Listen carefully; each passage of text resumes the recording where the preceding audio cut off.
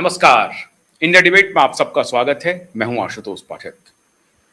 मित्रों, अंतर्राष्ट्रीय राजनीति तो अपने तरीके से चल रही है, जियो पॉलिटिक्स जिसको आप कहते हैं, लेकिन जियो इकोनॉमिक्स का भी एक बड़ा खेल चल रहा है।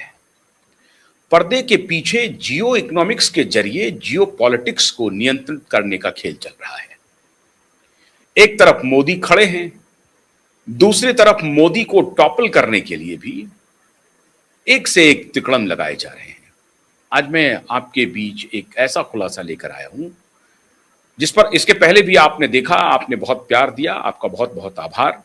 इसके जो पहले हमने वीडियो बनाए, आज मैं आपको एक बहुत ही चौंकाने वाला राज बताने जा रहा हूं। बहुत खुलकर के खेला जा रहा है जियो इकोनॉमिक्स में। अभी यकायक खबर आई कि चाइना ने बड़ी तेजी से अंतर्राष्ट्रीय बाजार से और अपने बाजार में भी सोने की खरीदारी बढ़ा दी है। चाइनीज सरकार ने, चाइनीज नागरिकों ने नहीं, चाइनीज सरकार ने 217 टन से ऊपर का सोना पिछले कुछ ही महीनों में चाइना ने खरीद लिया। अब यह खेल बड़ा गहरा है। कुछ दिन पहले हमारे प्रधानमंत्री नरेंद्र मोदी ने कहा कि 1 साल तक हम सोना नहीं खरीदें। इसके बारे में मैंने अपने एक विशेष वीडियो में आपको बताया है। तू डाल डाल हम पात पात का खेल चल रहा है। जो अंतर्राष्ट्रीय सटोरिया है, जो खिलाड़ी है, वो अपने अपने तरीके से खेल रहा है। आप हैरान हो जाएंगे, आज यानी 15 जून को जब मैं आपसे ये बात कर रहा हूं, आज 24 कैरेट, 22 कैरेट और 18 कैरेट का रेट क्या चल रहा है। केवल दिल्ली एनसीआर की अगर हम बात करें तो 24 कैरेट 1.5 लाख से ऊपर है, 1,53,000 के आसपास। 22 कैरेट 1,41,000 से ऊपर है और 18 कैरेट 1,14,000 से ऊपर है। यह सिर्फ दिल्ली एनसीआर का मैं आपको आंकड़ा बता रहा हूं। लेकिन अभी एक रिसर्च पे पूरी दुनिया घूम रही है। आज मैं उसका पूरा इतिहास भी आपको बताने वाला हूं। जेपी मॉर्गन नाम की कंपनी तो आप सुने होंगे। कंपनी क्या, दुनिया का सबसे बड़ा एसेट मैनेजमेंट और बैंक है, दुनिया का सबसे बड़ा। और दुनिया भर की कंपनियों, हजारों कंपनी, सैकड़ों नहीं, दुनिया भर की हजारों कंपनियों में जेपी मॉर्गन का निवेश है। अब जेपी मॉर्गन और ये सोना का खेल क्या है, अभी मैं बताता हूं आपको। क्यों 153 प्रति औंस जो चल रहा है 10 तोले का कीमत 24 कैरेट का, अभी अनुमान लगाया जा रहा है कि ये प्राइस और बढ़ेंगे। एक तरफ मोदी कह रहे हैं सोने की खरीदारी मत कीजिए, तो बाजार पर तो असर पड़ना चाहिए था। अगर बाजार में प्रधानमंत्री खुद कह रहे हैं डिमांड को कम कीजिए, फिर भी बाजार नेगेटिव, मतलब जो प्रधानमंत्री कह रहे हैं ठीक उसका उल्टा व्यवहार कर रहा है, तो खरीदारी कहां हो रही है? क्या जो आम सोने के खरीदार हैं, जो कंज्यूमर हैं, वो खरीद रहे हैं सोना, या सोना कोई और खरीद रहा है? क्या भारत का रिजर्व बैंक जो फेडरल बैंक है वो सोने की होर्डिंग में लग गया है, सोनी खरीदारी कर रहा है?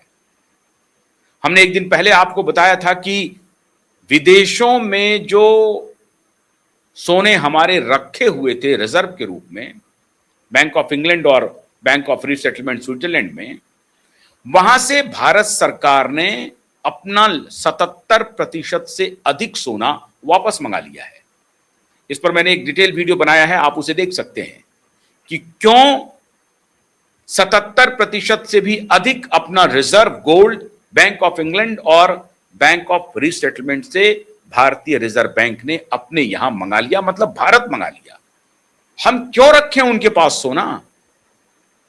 हमारी आवश्यकता, हम क्यों, वो हमें कह रहे हैं कि हम सिक्योर करके देंगे, अरे चोर ही कह रहा है कि हम तुम्हारी संपत्ति की चौकीदारी कर रहे हैं। तो चोर को भारत ने पहचान लिया, बड़ी अच्छी बात हुई। अब इसे दूसरे अर्थ में कहें कि नहीं नहीं उनके यहां सोना रहता कोई दिक्कत नहीं था, लेकिन हमने मंगा लिया। अरे कोई ना कोई तो खटका होगा। खटका यह हुआ होगा कि अगर जियोपॉलिटिक्स और ये जो वॉर का जो वातावरण बना हुआ है, अगर ये एस्केलेट किया, वर्ल्ड वॉर हुआ, या दुनिया दो हिस्सों में बट गई, तीन हिस्सों में बट गई और हर तरफ युद्ध का वातावरण बन गया, पता नहीं कल बने, परसों बने, 1 साल बाद बने, 2 साल बाद बने, 25 साल बाद बने, 50 साल बाद बने, तो एक देश के रूप में तो हमें 100 वर्ष 200 वर्ष की प्लानिंग करके चलनी पड़ेगी कि आने वाले 50 वर्षों में क्या होगा, आने वाले 100 वर्षों में क्या होगा। एक व्यक्ति अपने परिवार के बारे में कल, परसों, साल, 2 साल, 20 साल, 25 साल के बारे में सोचता है।